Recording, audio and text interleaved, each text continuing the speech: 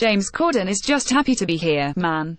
Christopher Polk. Getty Images for NARAS. For an event that gathered the likes of Kendrick Lamar, Kesha, Bruno Mars, Elton John, Pink, Cardi B, Patti LuPone, Jay-Z, Rihanna, and a bizarrely ubiquitous Sting, the 2018 Grammys sure were boring.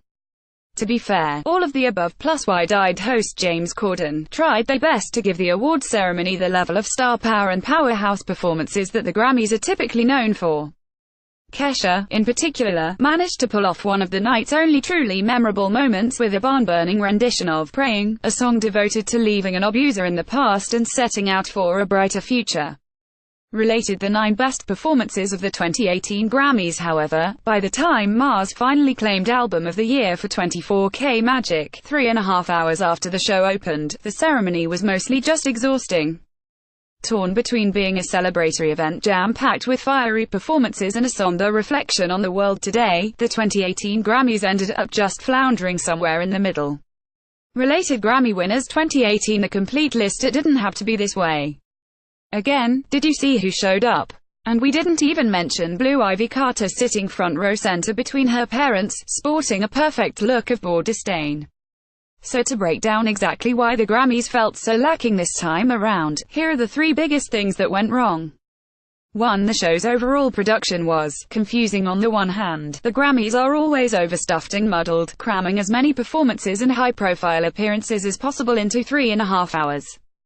But on the other, keeping everything together during the 2018 ceremony caused a visible strain on the show's production team.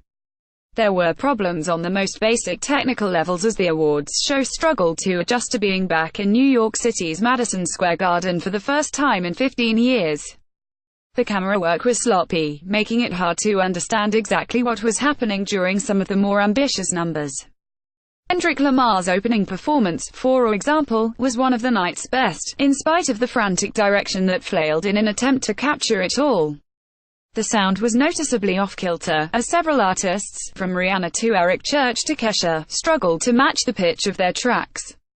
At a few points, the sound cut in and out. There was even a moment where we heard a backstage command on a stray hot mic, and it happened, of all times, as a quartet of country artists including Church tried to introduce their moving tribute to the victims of last October's mass shooting in Las Vegas. Then there was the fact that the show kept trying to find uses for Corden, whose presence became increasingly confusing as the night wore on. Though he didn't attempt to pull off an elaborate opening number like he did when hosting the 2017 Grammys, he nonetheless tried to squeeze in some late show-esque bits that distracted from an already overstuffed ceremony.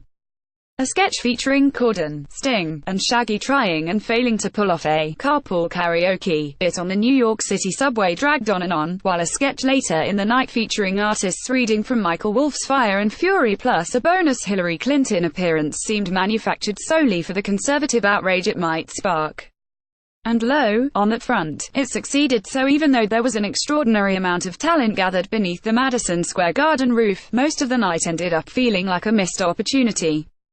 It's not for nothing that one of the more pressing questions to emerge from the night was why Lorde, an Album of the Year nominee, didn't get to perform, while someone like Sting appeared on stage multiple times.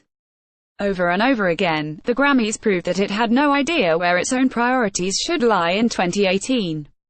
2. The structure of the show was whiplash-inducing. When Corden opened the evening, he hailed the nominee slate as being the most diverse ever, before pointing out that the show had chosen the least diverse host. It was a winking reference to his presence as a doofy white guy at an event where many of the nominees were women and people of color, and it wasn't a bad joke. But it ended up being an accidental harbinger of how the show would proceed. Something big and bold would happen, but then it would immediately be followed by a safer and usually whiter choice. The show would go from Kesha performing a song off an album widely interpreted to be about the aftermath of a former producer sexually assaulting her, to Camila Cabello giving a shout-out to dreamers stuck in legal limbo, to U2 performing on a barge in the middle of the river. All of these moments worked in isolation. Stacked together, they made very little sense.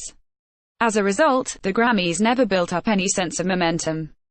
In particular, the show's choice to essentially silo all political messaging into one 20-minute section in the middle of the production felt like a network note, as if CBS itself had descended to say, let's not scare off Trump voters with a bunch of business about immigration and men's sexual misconduct. Indeed, the awkward, whiplash-inducing transitions from relatively safe material to riskier material felt very CBS, since the network is, after all, America's most staid broadcaster. There's nothing wrong with any of this in theory. An awards show doesn't need to be political, and so far, the Me Too movement hasn't hit the music industry in the way it has the film and television industries, so attempts to talk about sexual misconduct in the music industry could have felt very disingenuous. But sequestering the vast majority of that material into its own little sections like Kendrick Lamar's opening performance, or a mid-ceremony performance meant to honor the victims of the Las Vegas massacre ended up feeling even stranger, like the show was a little scared of politics but felt it should say something regardless. 3. The production didn't wed the past and present. It kept them away from each other. And a good day to you, Bono and The Edge. Kevin Winter. Getty Images. For NARAS. At their best, the Grammys represent music's past and present colliding on one giant stage, a massive celebration of what was and what might be coming. The stars of yesterday celebrate the stars of today, and everybody tips their cap to the stars of tomorrow. But the 2018 Grammys felt like no one really knew how to pull this off. The opening performance felt like a perfect example of how this usually works, as U2's Bono and The Edge joined Kendrick Lamar on stage. But Lamar performed a little, then Bono and The Edge performed, and then Lamar performed again. There was no attempt to wed the two artists' very different styles or have them bounce off each other or even just jam out. Arguably, the only time the 2018 Grammys integrated the old and the new came when Miley Cyrus joined Elton John for a straightforward rendition of Tiny Dancer, and Cyrus, while young, has been around for more than a decade and isn't exactly up and coming anymore. Even worse, one of the night's major nominees, Album of the Year contender Lorde, didn't perform at all, only adding to the sense that none of this was up to the moment.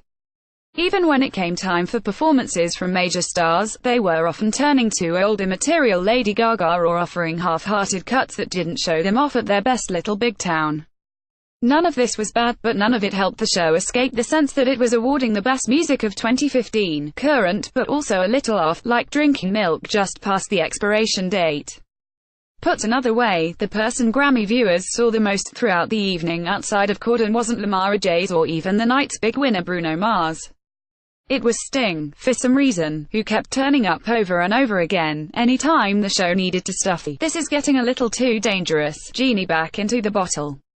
And, look, Sting's great, but is he really the face the music industry wants to promote in 2018?